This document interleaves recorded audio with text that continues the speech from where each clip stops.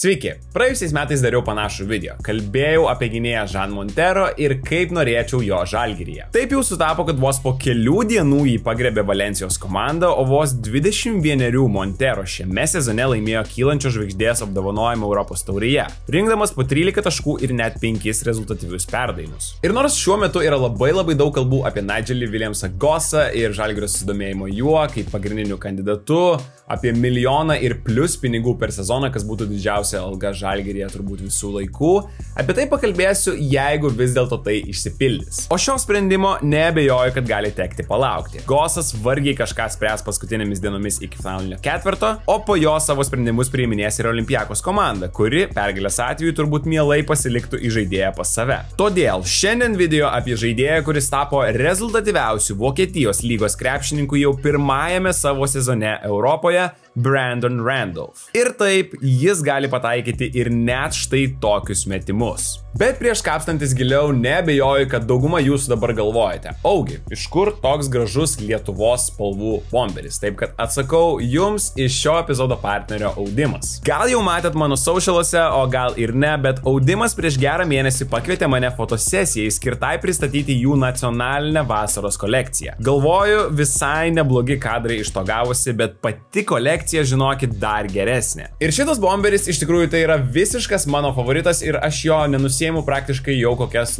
gal 3 savaitės. Turbūt netikit, bet puikiausias to įrodymas yra tas, kad Olympiakoso pilnai raudonoje salėje per atkrintamąsias rungtynės, kur žalia ar šita haki spalva nėra labai mėgstama, aš vis tiek buvau su juo. Puiki, kokybiška, švelni medžiaga, labai gražus minimalistinis dizainas ir su tokiom detalėm, kurios man be proto patinka. Pavyzdžiui, čia parašyta vienybė težydi. Tai dabartinės Eurovizijos ar artėjančių moterų, vyrų Europos krepšinio čempionatų, kitų turnyrų metu ar šiaip bet kada mieste, su tokiu palaikyti ar reprezentuoti mūsų šalį tikrai negėda niekur. Yra ir daug daugiau įvairių gražių rūbų šitoj nacionaliniai kolekcijoje, labai rekomenduoju. Tai apsilankykit audimas.lt, apsižiūrėkit ir palaikykit Lietuvą stilingai. Tuo pačiu palaikydami ir mano kanalą. Ačiū Jums labai. Na, o dabar grįžtam prie Brandono Randolpho. Nors jis sužaidė vos pirmąjį sezoną Europoje, Randolphui jau dabar yra 27.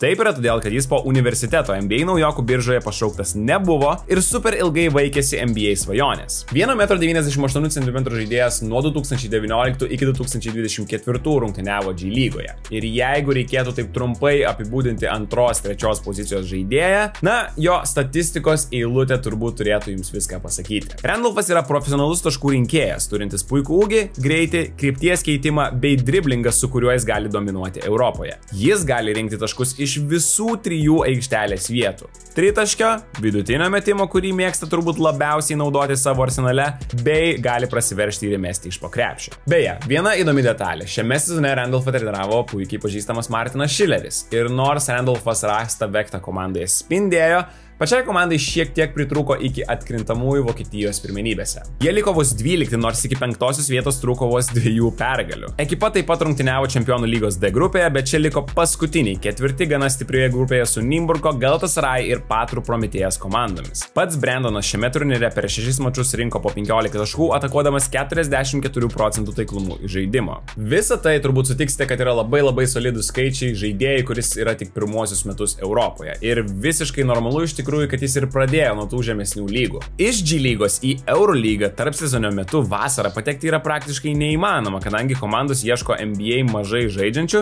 arba tiesiog patikrintų variantų iš Europos. Bet po šio sezono Randolphas turėtų būti Eurolygos komandų taikinys arba bent jau gerų Europos taurės komandų dėmesyje. Dar vienas solidus sezonas laipteliu aukščiau tuomet jau tikrai garantuotų vietą Eurolygoje. Na, o dabar pakalbėkime, kaipgi tas Brandonas Randolphas susirenka tuos 19 taškų Vokietijoje ir 15 taškų Čempionų lygoje. Didžiausią dalį jo žaidimo puolime sudarė, kaip ir turbūt nieko nenustebinsiu, 2 prieš 2 situacijos. Ir net 53% laiko pick and rollai pasibaigdavo jo metimais iš vidutinio nuotolio. Taip vadinamo jo sweet spot aikštelėje. Šiek tiek ir Silveno Franciskovo vaibelę, manau, pajusite žiūrėdami šitą video, jei dar jo iki dabar nepajutote. Randolphas yra tas žmogus, kuriam kamuolio reikia nemažai, kuris mėgsta rodyti savo driblingą tam, kad nueitų ten, kur jam reikia. Bet jei čia, pavyzdžiui, aukštaūgis nepakils pakankamai aukštai, gali galite būti tikri, kad gausite vidutinį metimą. Dėl to, paprasčiausiai tariant, prieš Randolphą ta pasyvesnė pick and roll gynyba nelabai tinka. O ir kadangi jis buvo absoliutus savo komandos lyderis, tai praktiškai visi taikydavo agresyvesnę step-outo gynybą. Bet Randolphas tokias problemas spręsdavo, praktiškai dažnai vienas pats. Paduoti perdavimą jis gali, bet jis nėra labai dosnus dalindamasis kamuoliu. Čia prieš agresyvę gynybą tiesiog kantriai neprarasdamas driblingo jis laukia, kol aukštaūgis pasitrauks ir tada tiesiog atakuoja vienas prieš vieną. Iš kitos pusės gal amerikietis tiesiog suprato, kad tai yra jo pirmieji metai Europoje ir norint kilti į aukštesnį lygį, reikia tikrai pasirodyti, pasidaryti statistiką. Būna ir taip kartais nieko čia naujo. Todėl pavyzdžiui ir čia matome, kaip jis 2 kartus prieš trumpus step-outus išlaiko gyvą driblingą, sulaukia vienas prieš vieną situacijos ir tuomet jau įeina į savo ritmą. Metimą po vieno driblingo ir su tokiu ūgiu tiek šuolio metime yra labai sunku čia kažką prieš pastatyti. Čia pažiūrėkime, kaip jis atakuoja ir iš vieno iš Žalgirio naudojamų derinių. 2 užtvaros iš ragų įsidėstymo jam, prieš step-outą, kur numesti kamuolio nėra, bet jis jį tiesiog išlaiko ir vėliau nuostabių driblingų per nugarą paguldo varžovą ir pataiko iš vidutinio nuotolio. Kiek vėliau tose rungtynėse dar vienas step-outas prieš jį ir eilinį kartą. Paso nėra, bet vėliau vienas prieš vieną viskas padaroma yra tiesiog idealiai. Kairę pusę oponentas uždaro, graži verpstė ir dar gražesnis floateris. Žinoma, buvo ir daugiau klipų šiame sezone, kurie mane privertė susimastyti, kad Randolphas tikrai gali tapti aukščiausio lygio žvaigždė Europoje. Čia labai ankstyvas pick and rollas, varžovai keičiasi ir Randolphas iš karto atakuoja. Šitie driblingai atrodo gražiai, nors nelabai ką ir sukuria, bet tai nesvarbu, kadangi jo pull-up game yra tiesiog nuostabus, o jo ūgis leidžia išmesti tokius metimus net ir prieš varžovų aukštaūgius. Šiame klipe jis net nenori užtvaros, nes tai pasitikė savimi, bet atėjo komandos draugas. Vėl gražus driblingai, stebekas į kairę ir kaip jau minėjau, nėra aikštelės vietos, iš kurios Brandonas negalėtų pelnyti taškų. Prieš Frankfurtą Žalgirio taip pat naudojama situacija. Užtvaros kampų keitimas paskutiniu metu. Gynėjas užkliūna, Randolphas nusprendžia išsitraukti vidurio puolėją ir tik pažiūrėkite, kiek erdvės susikuria jį savo ilgai žingsniais. Gal kas prisimenate, o gal ir ne, bet Martino Šilerio Žalgiris daug labai naudodavo vieną situaciją. Tai užtvara be kamuolio gynėjų ir vėliau handoffas iš rankų į rankas. Ir tai šiaip jau yra populiaru daugelį Europos komandų, todėl nieko keisto, kad tas derinys Šilerio playbook'e vis dar liko. Randolphas startuoja kampe, o užtvaro be kamuolio priverčia jo gynėją kirsti veiksmą per apačią. Todėl amerikietis handoffo metu mato erdves ir rodo, kad gali pataikyti ir be driblingo, bet po judėjimo. Kitose rungtynėse tos vietos sugavus kamuolį netiek ir daug. Todėl yra žaidžiamas pick and rollas, vėl step-outas iš varžovo arba kitaip tariant rodoma pagarba Randolphui ir nors tolimiausias perdavimas laisvas, vis dėlto jis ir vėl renkasi žaisti pats ir tą daro sėkmingai šį kartą iš vidutinio nuotolio. Čia prieš Oldenburgą jo tiesioginis gynėjas ir vėl kerta pirmą užtvarą per apačią, todėl ir vėl atstumas gana nemažas. Gražiai Randolphas prigauna savo gynėją sugavęs kamuolį ir užbaigia ataką iš po krepšio su pražanga. Kaip ir jums jau pasakojau, šitas bičas gali pelnyti taškus iš bet kurios aikštelės vietos. Ir ar gali būti geresnis pavyzdys negu skirtingos opcijos iš to paties derinio? Tai jau supratot, metimai iš vidutinio jo mėgstamiausia dalis, kurį jis rinko po 1,01 taško šiame sezone. Su prasiveržimais netaip viskas gerai. 0,7 taško per metimą. Kartais jam pritrūksta stipresnio kūno.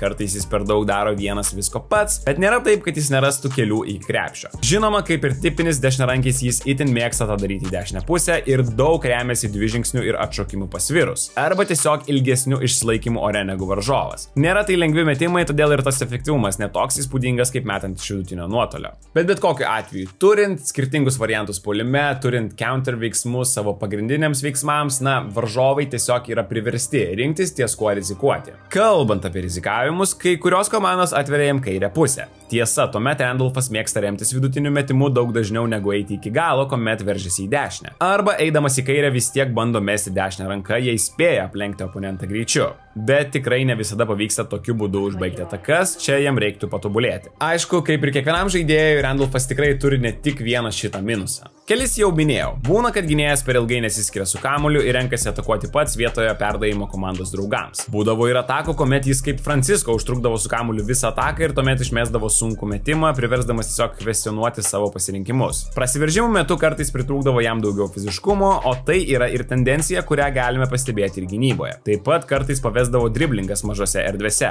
Nors matėme, kad Randolphas puikiai valdo kamuolį ir kūną, ne visuomet pavykdavo išvengti klaidų. Bet, tiesiog įsivaizduokite tokį tokį žaidėją Žalgiryje ir tokias opcijas puolime. Ir dar kas svarbiau, tai yra ypač aukštų lubų ir potencialo žaidėjas. Šileris turėjo ir įdomesnių variantų, kaip padėti Randolfui puolime. Pavyzdžiui, žaidėjas dažnai prasiveržimo metu pakeisdavo kryptį ir neždavo handoffą jam, kad šis galėtų atakuoti su šiokiu tokiu pagreičiu. Nebūtinai visada tai iškart virsdavo į taškus, bet Randolfui tai būdavo aiškus signalas atakuoti. Ryškus signalas atakuoti būdavo jam ir po varžovų išsikeitimų. Ir tiesiog pasižiūrėkite, kaip lengva kartais tai jam atrodydavo. Aišku, čia ne Eurolyga, čia būtų daug sunkiau, bet kai toks įgūdžių bagažas ir jų įvairovė, visuomet man yra labai gražu žiūrėti į tokius žaidėjus. Tiesa, jei jau projektuoju Randolfą Žalgiryje, taip darykime tai iki galo. Akivaizdu, kad Kaune būtų daug mažiau kamulio, daug daugiau žaidimo be jo. Ir aš nemanau, kad Randolfas čia prapultų. Metimuose po pagavimo jis buvo solidus. Rinko po 1,21 taško per metimą, kas yra tikrai geras rezultatas. Bendras tritaškių pataikymas siekia kiek mažesnius 36%, bet patys suprantate, kokio sunkumo metimus po driblingo jis turėjo mesti šiame sezone, kai buvo pagrindinis komandos puolimo lyderis. Tuo labiau jis gali pataikyti ir varžovai turės tai gerbti ir eiti arčiau, nes jei eisi padėti nuo amerikiečio, jis tave nubaus. Jei prieisi arčiau klauzaute, jis gali tave laisvai atakuoti su driblingu ir ten jau rinktis ar eiti iki galo ar bausti vidutiniais metimais, kuriuos taip mėgsta. Aišku, natūralu, Eurolygoje ar Europos taurėje,